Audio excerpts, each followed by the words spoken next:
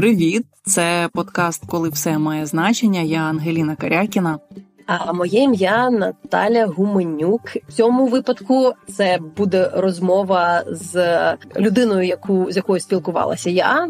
Це Френсіс Фукуяма, американський філософ, політичний економіст, публіцист, професор Стенфордського університету, який одного часу коротко в мене викладав, до якого я приїздила також, можна сказати, в гості, але поспілкуватися до Стенфордського університету нещодавно. Слухай, зараз ми ще встигнемо пожартувати про кінець історії, запитати про те, скільки разів Фукуяму про цей кінець питають, але давай трошечки розкажемо, як у вас відбувався запис, тому що це реально забавна історія, хто кого записував. І все-таки про Фукуяму як про живу людину, а не про філософа, письменника, політичного економіста, відомого на весь світ. Розказати хотілося б почути від тебе, яка його трошки краще знає. Знаєте, я коли чую слово, взагалі згадую Френка, як він себе називає, я завжди чомусь посміхаюся, настільки він якась приємна і це одна з найприємніших людей, з якими я коли-небудь за все своє життя мала спілкування. Для того, щоб зрозуміти, яким є Френсіс Фукуяма, треба розуміти, що, уявіть, є навчання в Стенфордському університеті, де є багато молодих, але амбітних людей з усього світу. В останній тиждень є неформальна барбекю з цими студентами. Так от, Френсіс Фукуяма буде той, хто прийде на півгодини раніше, ніж всі студенти на це барбекю. Він приходить на всі зустрічі раніше. Я тому, здається, коли бігла на цю зустріч, панікувала, щоб прийти на 15 хвилин раніше, а не на 20, тому що він там не просто пунктуальний, але він такий, він надзвичайно зайнятий, він дуже захоплюється фотографією, він зараз захоплюється відео. Окрім всього, перед великим вторгненням він записував зі мною подкаст, бо він веде багато подкастів. Цього разу в нього є невеличка студія в Стенфордському університеті. Я, звісно, вожу з собою всі ці мікрофони, ми їх мали записати, але Френсіс сказав, що в нього ж студія, він сам її запише, він налаштував всі проводочки, підлаштував, все зміксував, щоб це було добре, а також потім ще на відео, як оператор, знімав цю розмову зі мною для своєї аудиторії. Але ця якась така пунктуальність і вихованість незвична для нас, аж надто для людини такого рівня, вона мене завжди вражає. Я завжди прям посміхаюся, коли згадую Френка. Я, чесно кажучи, не сумнівалася, що якщо він сказав, що він запише зі мною подкаст, я була певна, що він 100% запропонує. Я навіть не хотіла цього просити, але він сам запропонував, давай я тобі все запишу і зміксую. І, щоб ви розуміли, через годину вже в мене на пошті було відео на Google Drive, правильно залити. Такий Френсіс, да. Але він дуже зайнятий. Я стараюся також не зловживати цим речам. Тому я приїхала на ці години, поговорила. Я думаю, що, сподіваюся, на цей момент вже слухачі нашого подкасту послухали попереднє інтерв'ю з його колегою Майклом Макфолом. Це була зустріч в один день, потім в одному і тому самому місці. Але ось такий він. Про що ви говорили, окрім кінця історії?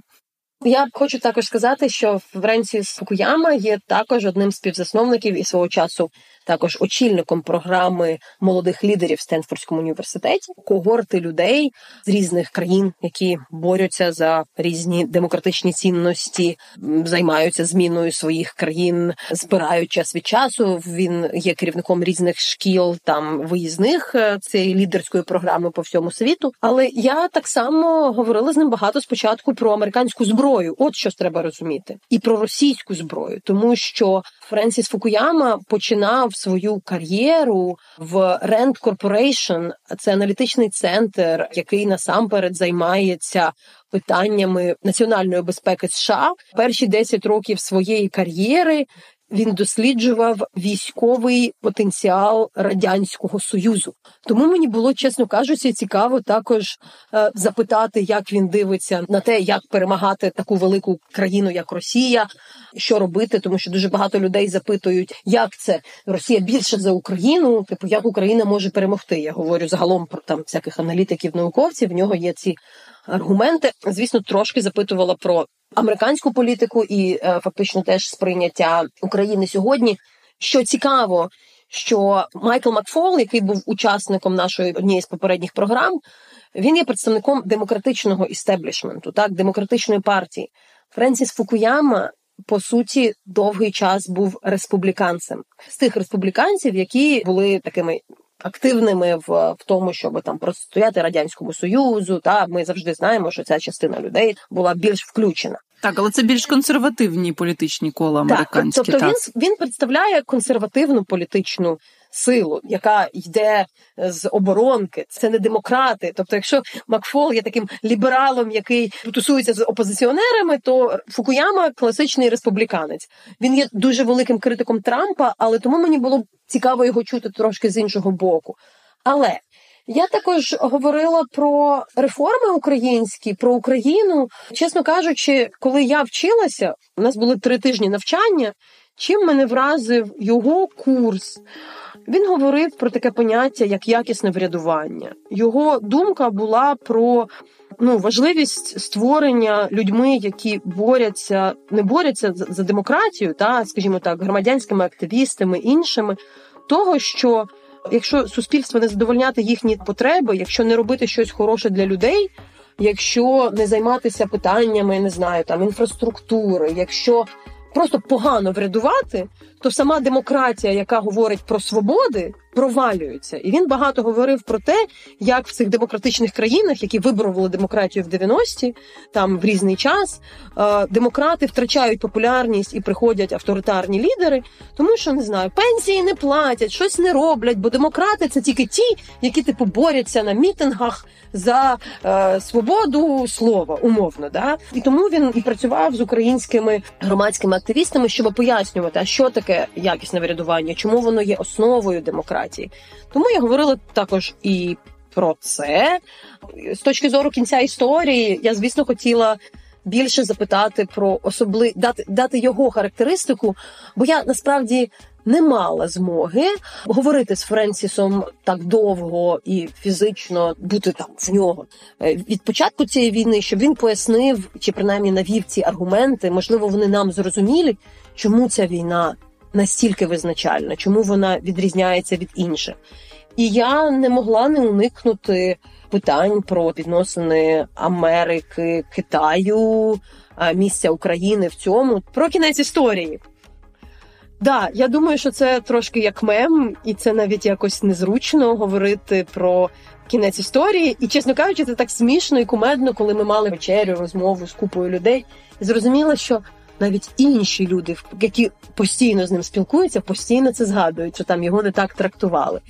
Тому мені здається, що дуже важливо казати про ту величезну кількість інших книжок, яку він написав, і про довіру. Мені дуже сподобалася ця книга, яка розповідає, як неможливо досягнути добробуту в країні, якщо немає довіри в суспільстві іншої за рівнем довіри сімейного кола, про витоки політичних структур. Остання його книжка про те, як ідентичність зараз стала основою політики, і чим це загрожує. Тобто він є автором дуже-дуже багатьох книжок, а я хочу також сказати, напевно, що важливо розуміти, що будучи республіканцем після війни, яку почав Джордж Буш в Іраку, яку зараз багато хто називає не зовсім чесною, не зовсім такою, яка мала бути, тому що це було порушення суверенності і дуже багато було перетнуто ліній. Фукуяма засудив і дистанціювався від того республіканського крила. Тому мені дуже також важливо пояснити, що це людина, яка, на відміну від, чесно кажучи, дуже багатьох людей в сфері академічній, таких відомих, які затято захищають свої погляди просто тому, що вони такі були, і вони стають такими догматиками. Фукуяма – людина, яка змінюється, який змінює свої погляди, який рефлексує. І він мені чесно сказав, і це дуже цікаво, мало хто таке казав, що він в 4-му році не думав, що його не цікавила Україна. Він думав, що зміни в Росії можливі, що це велика, важлива країна, але він змінив свою думку. Він говорить про те, як змінює свої погляди, і це також в мене викликає велику повагу. Ну що, слухаємо розмову, записану в Стенфорді. Я так розумію, частково навіть зведену чи вислану тобі самим Фукуямою звукову доріжку. Кнопочку він натискав на кнопочку цієї доріжки, так. Так, натискав кнопочку він. Уже розмова Наталки Гуменюк з Френсісом Фукуямою. So first of all, so great to see you in person here in Stanford. It reminded me about like good old days. You know, like I was here in 2018. It was still a tricky time for Ukraine, but, you know, like a bit different. And now, you know, we in particular moment, so to start the conversation, obviously is about, you know, how do you explain current state of American support to Ukraine, not in terms of like money which we're given, but I think in attitude. Is this war now looking too far away, one of many wars, or the ones which we cannot win in the end and we need to find some exit? It's complicated answering that because clearly support for Ukraine has deteriorated because part of the Republican Party has actually turned against Ukraine. And that's on two accounts. I mean, you have some extreme MAGA Republicans that actually favor Russia. They like Putin. And I think, unfortunately, this is true of Donald Trump himself. They think that Putin is a defender of Christianity and of Christian values. And they think that Zelensky is promoting LGBTQ, you know, all this nonsense. That's actually a fairly narrow part of the Republican Party. But there's another part that's grown, you know, stronger that's saying, well, Ukraine can't win. And we're just prolonging the war, wasting a lot of money that should be spent, you know, on Americans. And we should worry about our own border rather than Ukraine's borders, this sort of thing. That group has gotten bigger and more vocal. However, before you get too discouraged about that, when the vote was finally taken last month to approve the aid package, 2/3 of the House of Representatives and 3/4 of the Senate voted in favor of it. What was blocking it before was this Republican view that they did not want to cooperate with the Democrats on anything. And the Democrats by themselves didn't have enough votes, you know, to pass the package.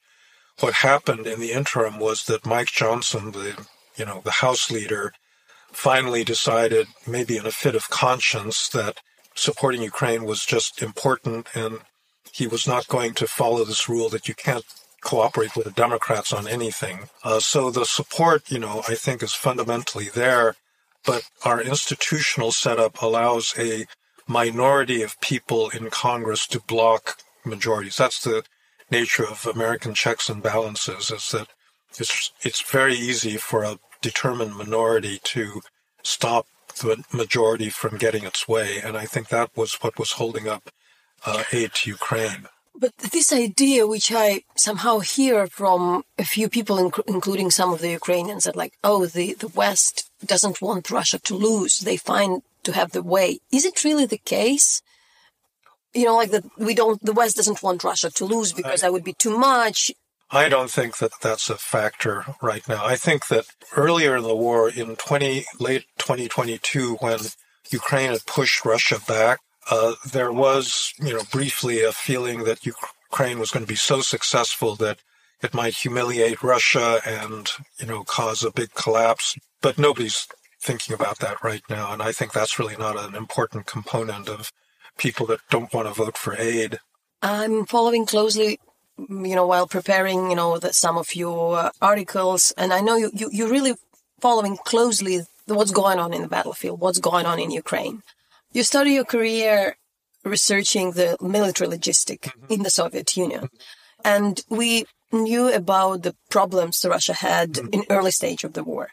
But now we are really concerned that they learned. Also, the part of what's happening now with the new Minister of Defense of Russia, what is believed that he is a person who is supposed to reorganize the industrial complex, you know, like to build this even more military economy.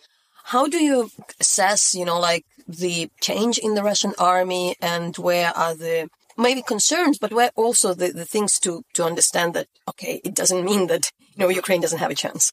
It turns out that the Russians have learned from their mistakes. It takes them a long time, and it's very costly because they've lost a huge number of dead and wounded in this war. But they do learn, and particularly in terms of electronic warfare, jamming drones, use of standoff missiles, glide bombs, all of these things, they have figured out that these represent weak points, you know, for Ukraine, and they're exploiting them. I think that you still have major problems in the command structure in the Russian military. And I think that also their losses up to this point are still very serious for them. And so, the prospect that there will be a collapse in the front and that the Russians will then, make a lightning grab for Kiev, and use a lot of maneuver forces to do this, I think is very unlikely. They just don't have the equipment or the manpower to really exploit a breakthrough, but it's still a possibility. But in terms of the catching up with equipment, how do you see all this fact that, for instance, like Russia now having the missiles from North Korea, from Iran, from other countries, so like they had deficits, but they used the time. Well, they used the time in the 6 months when the U.S. wasn't supplying them very well. But I think that hopefully we're going to fix that in the next, in the coming months, and Ukraine will start getting more and better weapons. Right now, I think the big controversy is over the striking of targets in Russia itself. I was already arguing a year ago that we ought to permit this, because if you just use air defenses, that's a losing game.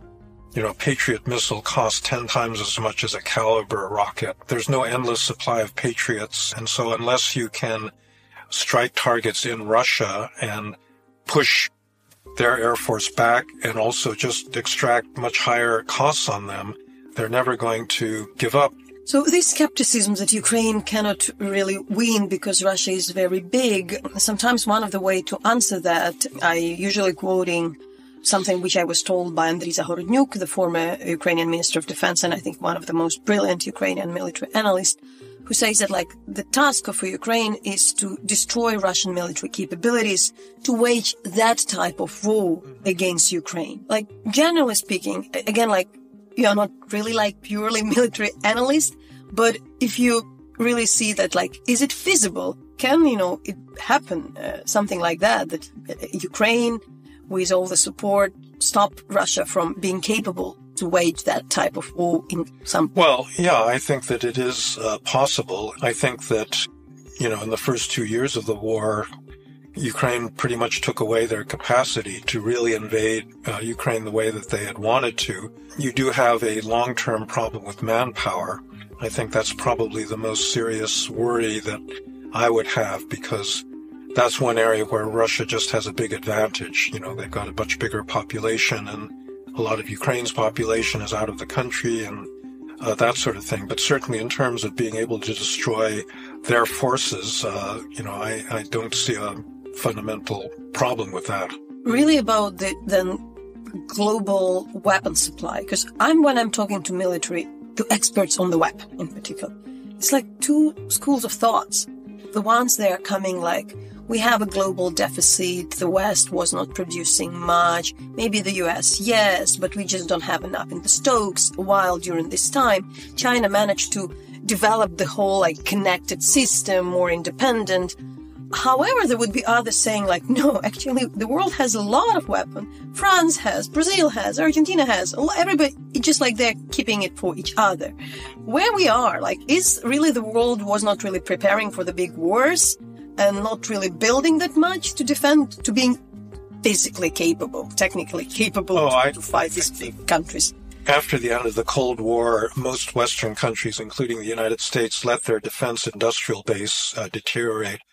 I started my career at the RAND Corporation, which is this big think tank that works for the Air Force and the Army. And they used to have a big part of RAND that analyzed the defense preparedness. How many factories were there that were turning out different kinds of military equipment. And they shut that down because nobody worried about that for, 30 years after the end of the Cold War. I think that, Ukraine has changed the thinking on that. So, for example, if you look at production of 155 millimeter artillery shells, the capacity to do that has quadrupled, over the past year because people understood that there was this deficit. But bigger issue is that there are many other types of weapons, HIMARS and ATACMS and Patriot missiles, where you also don't have the industrial capacity to keep supplying them. And that's why I think it's, really important to make investments The Defense Department has to guarantee to the manufacturers that they're going to continue to buy these things into the future, because otherwise they won't build the factories that are needed to do that. But do you think the countries like China, in this regard, I won't speak about Russia, have managed to catch up in terms of technology? You know, not just like build a lot of metal kind of tanks and things, but like doing something which is compatible. You know, the thing about technology is that it's not really usable except by human beings. And the much bigger problem that any country that has not actually been actively fighting a war for a long time has is actually less the hardware than the software, because a modern battlefield is unbelievably complicated. The kind of combined arms warfare that's occurring in Ukraine right now involves a coordination of a lot of different technologies. You've got this whole cyber domain that is new to many people, but, you know, just the management of these different kinds of forces under conditions of great stress is something that's very difficult for a country that's never done it. And I think the Russians are beginning to learn. Chinese have no experience in this. And if actually I were a Chinese military planner, I would be very cautious about, you know, the way that China could use its forces. But in terms of supplying hardware, you know, even there, if you look at the quality of some of the equipment that's coming, you know, from China, it kind of reflects being behind by 5 or 10 years. And by the way, I think that there is a lot to discuss about China, but now I'm thinking, you know, about China military and defense capabilities. Like often it comes from the experience.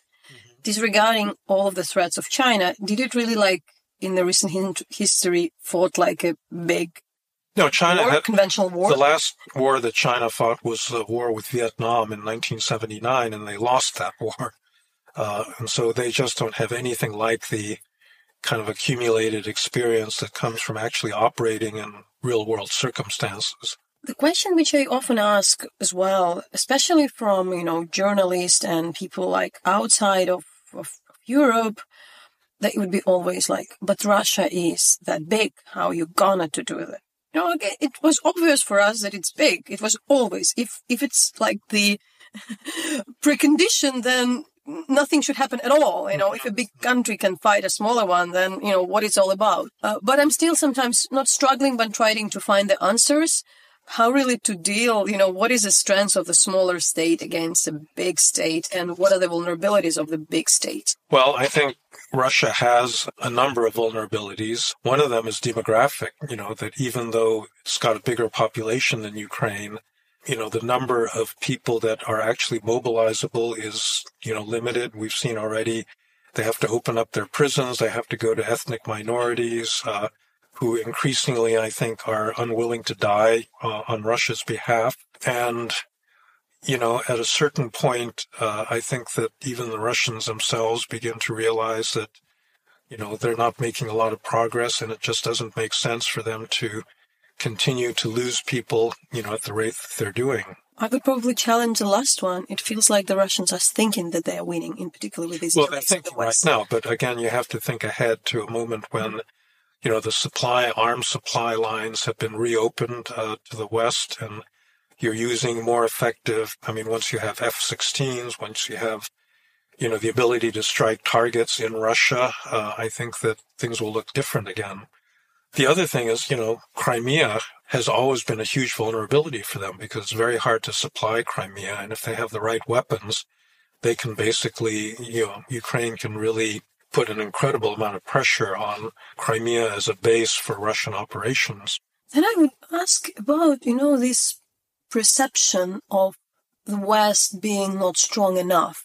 And in particular, with a couple of examples, as long as Ukrainians start to, you know, speak a lot of ideas, I'm not saying that everything is possible, but often there is this question like, that can't happen. But then you look and say, like, look, for instance, like foreign troops. Now, Ukraine isn't asking foreign troops, but you till now have 28,000 American troops between North and Southern Korea. So it's not totally impossible in this world. Or if you would speak about the NATO, the West Germany has joined NATO. Like some years after the Second World War, when it was without the huge part of its territory.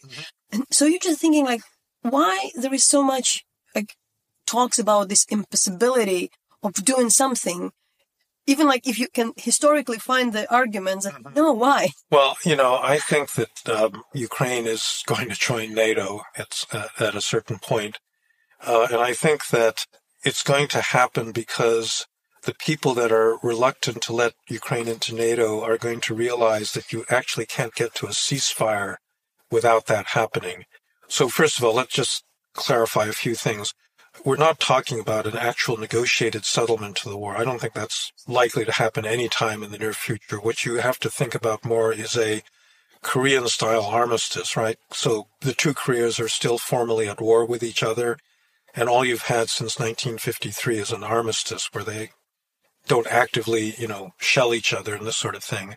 And I think that, Ukraine is simply not going to accept a situation where it's formally giving up claims to sovereignty over the territories that the Russians have taken. But you could imagine a situation in which both sides figure that they're better off with an armistice. But how are you going to enforce an armistice in the long run? Because clearly, with Putin still in power in Russia, any armistice will simply be regarded as a time to rearm and in 2 years, 3 years, just start the war again. And I think that in order to get to this armistice, you're going to have to change that calculation by extending a NATO guarantee. And so right now, the fact that there's an ongoing war is an obstacle to NATO membership for Ukraine for certain of the members of NATO. But at some point, I think it's going to become obvious to people that you can't get to even an armistice without NATO membership. I probably would like to clarify because, when we speak about the Korean example, I also more or less mean this armistice, but between Russia and Ukraine, not really between Ukraine and the rest of its territory and separation, but really between those two countries, which somehow are in complicated relations till now as separate countries. So I probably would return now just to speak more before going to others about the US elections. We understand we're all concerned, and I earlier had a chance to be in the interview with Minister of Foreign Affairs Kuleba, the Ukrainian one, who said, when the journalists were asking, are you worried? He said, we cannot afford to be worried. The government would need to work with whatever party can be. But of course, if Trump wins with what we started, with people in the Republican Party not being supportive of Ukraine, we understand it's difficult, it's worrisome, but also it can be very chaotic for the US, for the globe, for everything. But where we are now. Just as general background, which many of your listeners may already know, American elections are not decided by a popular vote. They're decided through an electoral college, and there are basically 6 states that will decide the election. So you have Arizona, Nevada, and Georgia, and then you have Wisconsin, Michigan, and Pennsylvania. Biden won all 6 of those states in 2020. Right now, I think most people that follow the polls very carefully say that Biden is very unlikely to win the southern tier of those 6, that is to say Arizona, Nevada, and Georgia. But if Biden can win the northern 3, Wisconsin, Michigan, and Pennsylvania, then he will narrowly win the electoral college. And right now, that's really what it's all about. It's those 3 states. But the concern is that in particularly because of Israel and Gaza, the Michigan is one having one of the biggest Muslim population, which can just ignore the polls. Well, we don't know how in November they're going to vote. You could have a ceasefire in Gaza by then, hopefully. But also, I think that people just have not confronted how bad a Trump presidency is going to be. If you are pro-Palestinian, you're not going to want Trump to be president because he has no sympathy for the Palestinians whatsoever. All of the Republican criticisms have been that Biden is not sufficiently supportive of Israel. I think that people are just angry right now because of what's going on. But as you get closer to the election, hopefully it will be more clear that, if they don't vote for Biden, they're basically voting for somebody a lot worse. I can't avoid that question in particular because we're sitting in the Stanford University and a lot of people speaking about, students, who are like losing his. And students can be idealistic. They can just not come. They can be not that reasonable. Before I'm coming, I was in the university, UCLA, University of California, where like there are, I won't say huge, but the protest ongoing for support of Gaza. Can you a bit explain the story about the American universities regarding that, which is so big in the US and the American news, which I think we don't get fully in Ukraine? First of all, students in all countries, in all times, have been more left-wing than their parents. And that continues to be true. When I was a student at Cornell, one of the big buildings there was occupied by the Black Students Union, who entered with guns and bandoliers of ammunition around their chests, and they took over, that building and basically shut down the whole university prematurely. Didn't open again until the following fall. So this is not the first time you've had protests with the threat of violence, behind them. What I think is a little bit surprising is the way that identity politics has taken over a lot of radicalism on the left. And so it matters that the people of Gaza are not white people. That's what identity politics in this country has really been about, that there are all these theories that come out of critical race theory about white patriarchy and, there's a power structure that keeps white people in power. As far as I'm concerned, Russia is a settler colonial power, just as much as, Israel, but in fact, not as bad as Israel because, people are, a lot of Arabs are citizens of Israel and they get to vote and, their civil rights are, for the most part, are respected, which would not be true, with Russia and Ukraine. But, young people don't see it that way. They see things in much more racial terms, especially in the United States. And I think that the fact that Ukrainians are white Europeans means that, automatically for them, they cannot be considered victims, that only people of color can be considered victims. This is just the ideology that's taken over a lot of the progressive left over the last generation. And, I think it was a kind of revelation of how deep that runs among many young people in the United States. It, by the way, didn't help that Bibi Netanyahu is the prime minister of Israel because he has a really, I think, terrible right-wing, truly racist view of the Arabs. And I think that's also what people are reacting to. Would still ask about how are you explaining why this war of Russia against Ukraine is essential? Because, the war in the Middle East, again, reappeared as a big thing. There is always something. There are other threats coming. So, of course, it's inevitable that on the third year of this full-scale invasion, the questions are arising, So why Ukraine? Why? How are you explaining why it matters? I also don't want to, of course, sound as somebody who downgrade the suffering of the others or say the other wars are not important. They are. But there is something which we always try to also explain. I think that there is a big difference between Gaza and Ukraine in terms of moral clarity, because I find it very, very difficult to find any justification for Russian behavior, either in the original invasion or in the atrocities that they've committed since then. Gaza is much more complicated because there are rights and wrongs on both sides. Obviously, the October 7th attack by Hamas was a real atrocity. It was a very successful act of terrorism. On the other hand, it didn't come out of anywhere. There's been this long-standing conflict between Israel and the Palestinians, and, quite honestly, Israel has not behaved all that well over the past 30 years in terms of not allowing the Palestinians to have their own state. I think that the United States, for many years has been pushing for a two-state solution, and Netanyahu simply will not accept that. Plus, the behavior of the Israeli army since the war began, they've not been careful. The United States should not have to airdrop humanitarian supplies into Gaza because Israel won't let them truck it in. I don't really see any excuse for that kind of behavior. So I just think that the Gaza war is much more morally complicated than the Ukraine war. But in terms of like the importance to the other causes, of this Russian invasion, I'm constantly looking for new and different arguments for wherever a person would ask me, in Australia, in Chile, in South Africa. So I always want to be equipped with all the answers. How are you explaining that still, especially if this interest is dropping off?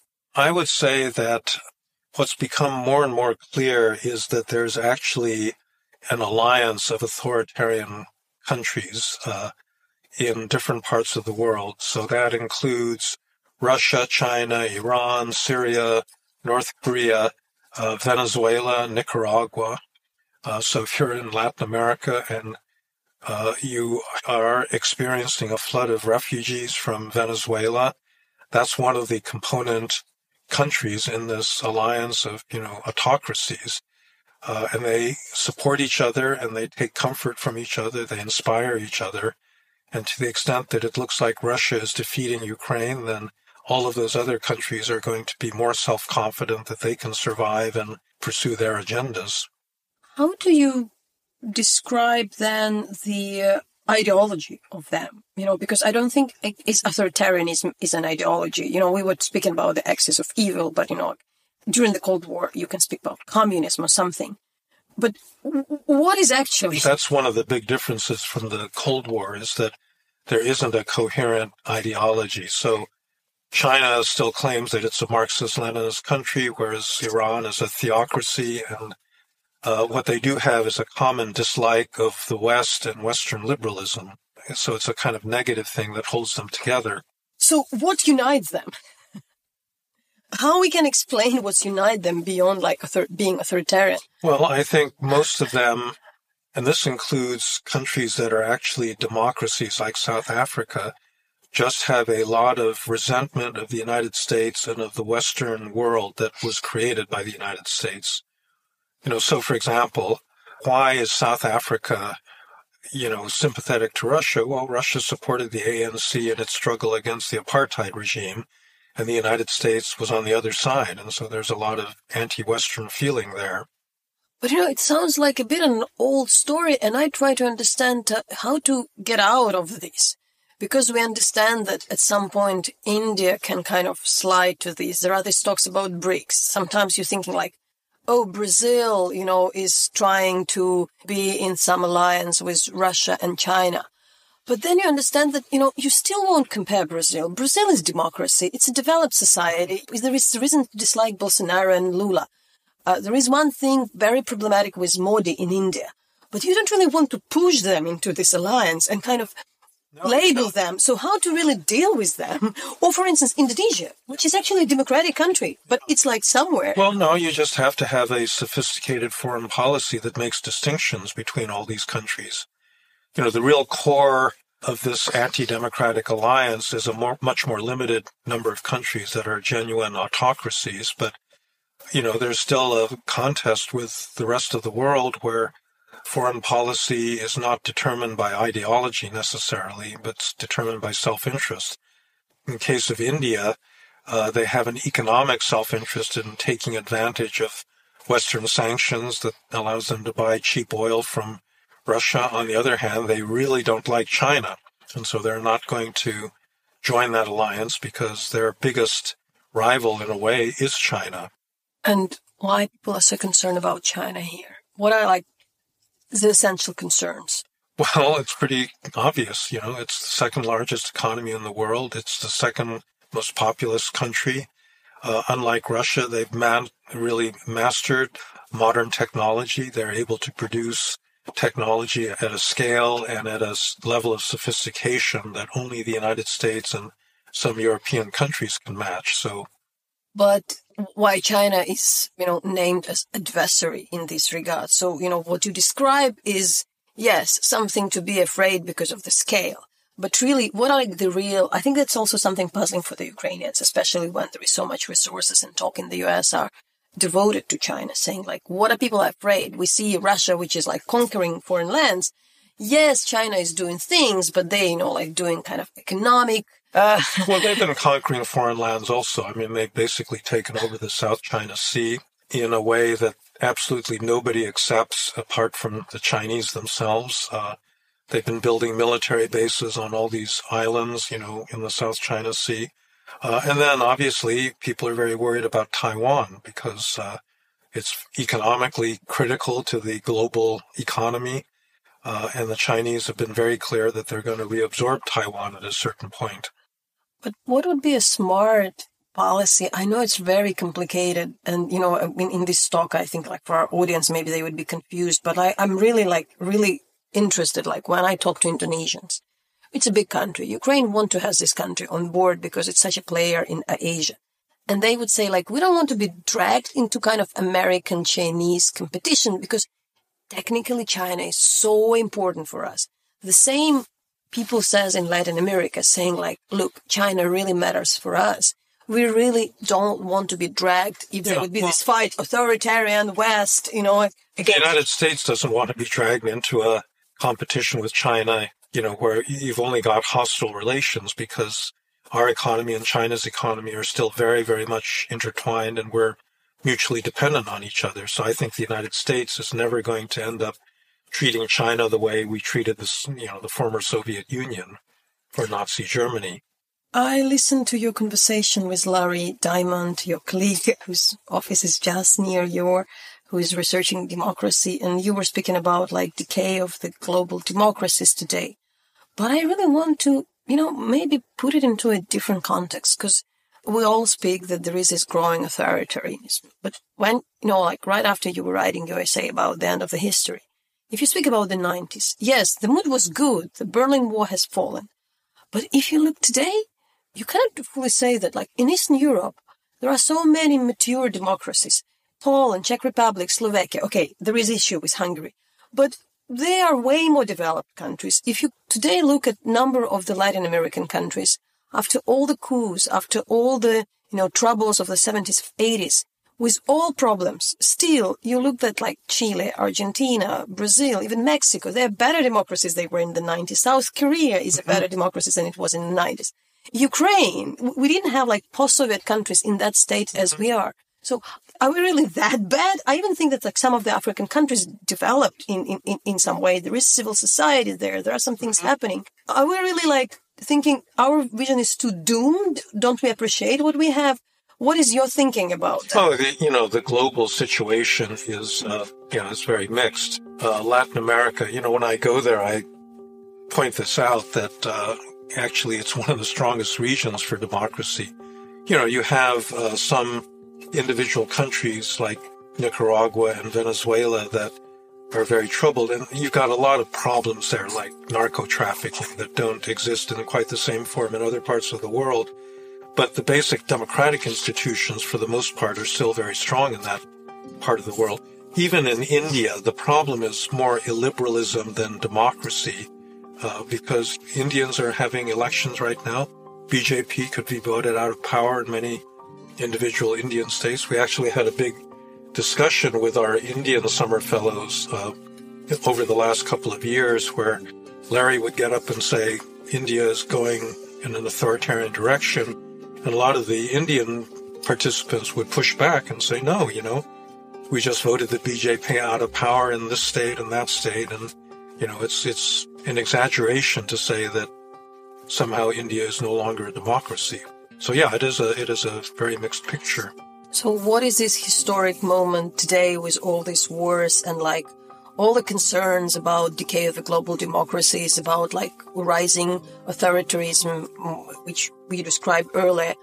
What is this fight about now? Well, I don't think that you need to put a single label on it because it's actually quite a lot of different struggles and the different regions are, responding differently. I mean, overall, I would say that we are moving to a more genuinely multipolar world in which you're going to have a lot of centers of power that are not exclusively within, one sphere or another, as you did during the Cold War.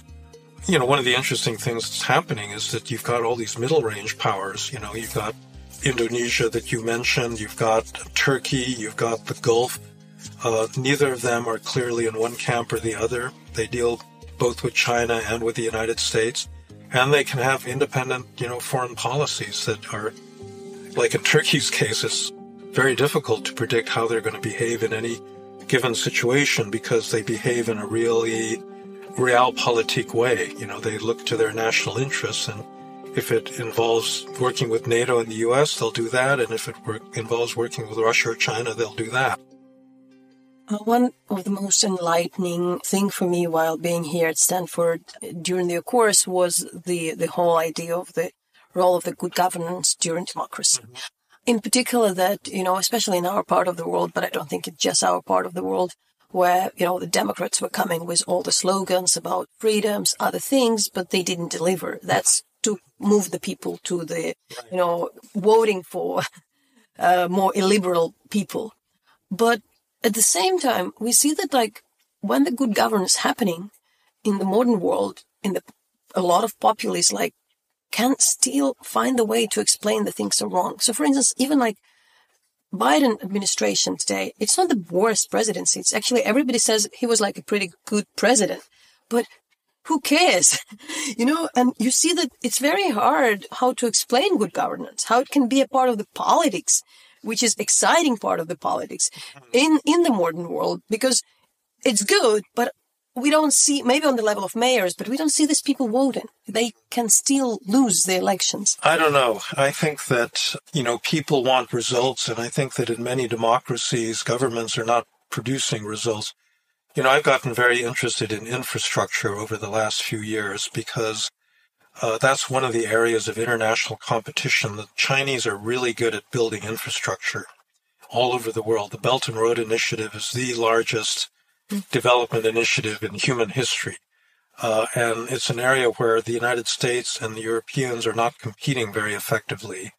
And part of that is that in modern democracies, we have a lot of trouble actually coming to consensus about big projects and, moving forward with them. And that's an aspect of governance, that people are not delivering. If you look at, why Erdogan has had, or Modi, or even Sisi, or, some of these Gulf states continue to be thought of as legitimate by their populations, they build stuff. They actually have demonstrable impacts of the skyline of the city looks different because of, Jokowi in Indonesia, who's been another big builder. And the local population is very proud of that. They really sees the difference. Yeah, so if you want to say, why are democracies falling behind, they're not doing so well in that category. They're not actually producing results that are visible, that, people really think are important. This is one of my problems with the good governance framework, is that people, it's such an abstraction to say we want good governance, because what is that? I mean, it's just effective, states that can do stuff. But if you say, you make it more specific, why can't the United States build a high-speed rail in California? It's a failure of governance, and people relate to the failure to build the railroad, but they don't, nobody gets elected just saying, I'm going to bring good governance. For us, one of the big things is, of course, how to preserve democracy during the war. It's also such a general term, but I'm here in CDDRL, in Center of the Studies of Democracy, where we study democracy. And I understand that, at this time, the democracy is not really about the elections. Yes, for instance, in Ukraine, the change of the power should have happened, but there is a restriction about the martial law. So you cannot say that just because we don't have the elections, Ukraine is not democracy, because our constitution, in fact, restricts the elections. And there is how would you describe in this context what is the most essential things for the democracy beyond the elections as such? Well, liberal democracy always had two components, at least two components, the liberal part and the democratic part. So elections are about the democratic part, but the liberal part is important because that has to do with the rule of law, following the law, having checks and balances. Now, that part has gotten a little bit out of whack in Ukraine also because of the power of the presidency. But I think that in terms of, following the law, dealing with problems like corruption, being able to deliver services, Ukraine has actually been fairly impressive in that regard, given how difficult Ukraine's situation is. On the corruption, I would admit, I feel extremely uncomfortable often, more and more, to answer these questions, especially when, somebody from CNN asks you during 5 minutes, how about the corruption? Because we heard, and I definitely, the last thing I want to be the excuser, saying that but those scandals are not that big and, they are not so critical compared to how it was. And generally because of the Russian invasion, our anti-corruption reform was stalled because of the rush. But how would also you describe, how do you see the situation in Ukraine? Where are the things to look at? And probably it would be absolutely critical for rebuilding and this. Be very important. In fact, I foresee a problem there because if you want to rebuild quickly, there are going to be mistakes and there's going to be corruption because you're trying to spend billions of dollars and move it out the door in order to accomplish things very quickly. And the anti-corruption people are going to say, no, you need all these certifications, safeguards. You have to check every single transaction to make sure that there's no corruption happening. And that's going to be very hard to do because, there's such an urgent need to rebuild things. And so I foresee that as a big problem. I think, for example, in the Afghan war in the United States, individual commanders were just given basically a slush fund. Normally in the United States, you can't spend any money without checking off all these rules and, getting all these permissions and so forth. But in the Afghan war, the commanders was just given this pot of money and said, if you want to build a school, just go ahead and build it. We're not going to question your judgment. And I think that kind of discretionary authority is going to be needed, in the reconstruction phase. How to build this discussion in the moment of kind of growing populism? Because what I see that a lot of populist liberal leaders, they that's anti-corruption. It's their election slogan. It was for Bolsonaro. It is for many. Well, and how to, make it the reasonable criticism and this type. The other, one thing that's going on is that, a lot of these populist leaders are turning out to be corrupt themselves. If you look at what's going on in Hungary, you have this guy that's now broken off from Fidesz because he exposed this huge child exploitation scandal, on the part of their education minister or something. And now he's got the second most popular party in Hungary. So I think that a lot of authoritarians themselves are very corrupt. And one way to fight back is to expose all of that. One of the examples of the reconstruction for Ukraine, like the serious one, is of course the rebuilding of Japan and South Korea after the Second World War. Let's leave alone, the Western Europe. I think it's different. It's something where we are looking at. But when you look in depth into that, you understand that both countries were under the American occupation. Also, it was not purely democratic. Actually, the government in South Korea was really not democratic for a very long time, but they did a lot. So you really don't fully want to have this example as such because you think okay, do you need this authoritarian, very planning thing? Of course, not occupation. So where you see in the modern world, how it can be done, of course, there are the hopes of the European Union, but to do it fast and good, but in liberal way, in a democratic way, which we believe is slow. Well, I think you're going to have to make certain compromises. One of the things that people don't recognize is that when Germany and Japan were defeated, there was this hope that you would actually have a lustration policy that would get rid of all the Nazis and all of the people that had run the Japanese government during the war. They tried to do that and they realized that they couldn't.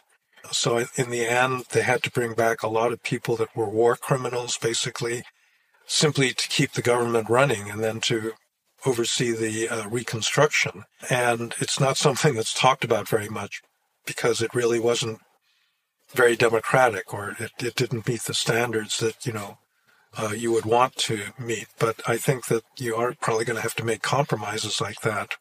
By the way, we know more about the German atonement after the Second World War. We know way less about the Japanese. Mm-hmm. And I'm, of course, mentioning now, in the prospect of Russia, of the Russian society. What was essential for Japan beyond like Hiroshima? That's a complicated question. I think the reason that you had a thorough historical reevaluation in Germany was that Hitler was defeated, he was dead, the Nazi regime was replaced by a democratic one, and so there's a very clear break. In Japan's case, MacArthur decided to keep the emperor, and you could not break with the old regime because that would mean basically accusing the emperor of being complicit in war crimes, and many Japanese were not willing to do that.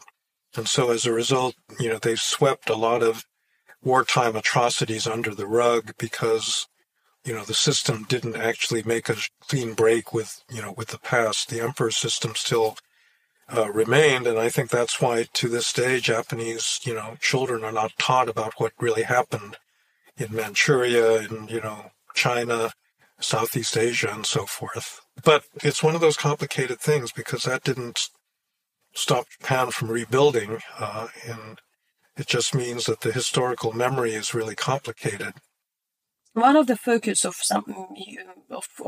your work is, how we fight polarization. I don't want the polarization, but I'm feeling it might be becoming like a buzzword today. Like everybody speaks about that.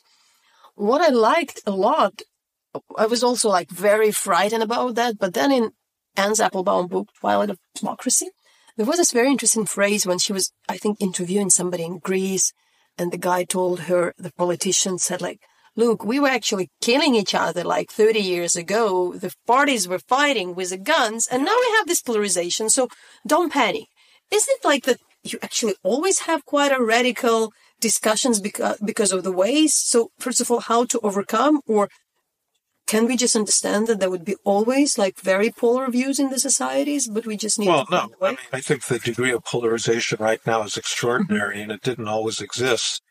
How you get out of it is complicated, but I think that, ultimately the path lies through politics. For example, I think that the current Republican agenda, kind of populist nationalism, is not one that's going to be good for the United States, and I think most Americans understand that. And I think the way you get rid of it is by having the Republicans lose not just one election, but a whole series of elections. Basically, in the popular vote, Donald Trump has lost 4 elections in a row. And I think that if he loses this next one, and if it's by a decent margin, there's going to be a rethinking within the Republican Party. What is a critical instrument to overcome the polarization in the society? Well, as I said, it's through politics. It's showing that the way to power is not through these highly radical, conspiracy theory-driven viewpoints. Rather different question here in Stanford. For quite a few years and decades, you're kind of welcoming students, and not all like young leaders from all over the world. You're running this leadership academy, teaching democracy, teaching that kind of things. But it happens that often like the people you taught, they become autocrats in their countries, they become kleptocrats, they become corrupt, and some, a few of them. I understand, like it's just some of them, but you would be always pointed out to that in country A, the former president studied here, or how you deal with that? And, because, we're also disappointed with some of our, colleagues who joined the politics, and you feel like a bit betrayed because they were the good guys, but they're doing something wrong. And it happens, but how are you dealing with that? You hope that you are educating people not just with skills and knowledge, but with a moral framework and the right values that they're going to take with them. It's not going to lead to a perfect record, but I think that one of the biggest sources of American influence in the world over the years has been people come to the United States, they get educated, and they absorb American values, and that's been very valuable. Not all of them do that, but now the problem, I think, at the moment is that the American system itself is not functioning well. And so I see this with my Chinese students that, 20 years ago, most of them would have said, we want China to be a democracy like the United States, and none of them say that right now. And so that aspect of American influence, I think, has been gravely weakened. Why Ukraine is so dear to your heart? You invested so emotionally a lot during the last couple of years. It's just one of the countries, honestly, but like you care, you work with the students and people from all over the world. Why you care so much? Well, because I thought that Ukraine had the most promise of actually making a transition out of communism into something that was real democracy. I didn't expect this at first. Prior to the Orange Revolution, I always thought, well, a lot of the ambitious, well-educated people are all in Moscow, and Russia is the country that's going to make a transition. But then all of a sudden it turned out that Ukraine had this really powerful civil society and this ability to organize spontaneously, and there's a large number of well-educated Ukrainians that really had absorbed Western values. And I said, oh, well, that's really interesting, and they, deserve a lot of support. So thank you so much for all what we are doing and all the support. It's not taken for granted. Thank you so much.